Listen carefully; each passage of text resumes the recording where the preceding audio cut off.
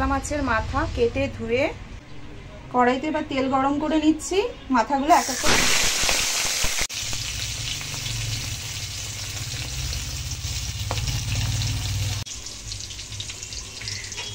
কাতলা মাছের মাথাগুলো ভেজে নিয়েছি। এখানে কুমড়ো কেটে নিয়েছি। এখন কুমড়োর ছক্কা তৈরি করব। কড়াইতে তেল গরম করে কালো জিরে দিয়ে দিলাম আর কাঁচা লঙ্কা দিয়ে দিচ্ছি।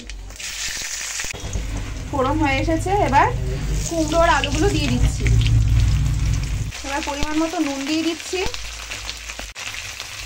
হলুদ দিয়ে দিলাম, সামান্য জিরের গুঁড়ো দিয়ে দিচ্ছি।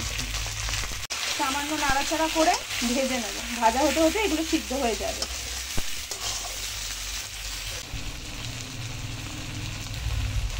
কুমড়ো ভালোভাবে সিদ্ধ হয়ে গেছে, ভাজা ভাজা হয়ে গেছে। এখন মাছের মাথাগুলো আমি দিয়ে দেবো।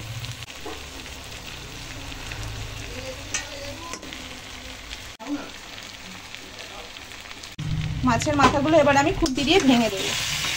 কুমড়োর সাথে ভালোভাবে নাড়াচাড়া করে নেব।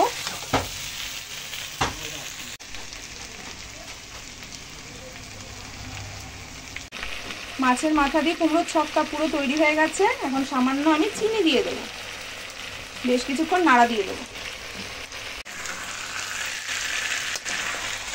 তৈরি হয়ে গেছে কুমড়োর ছক্কা।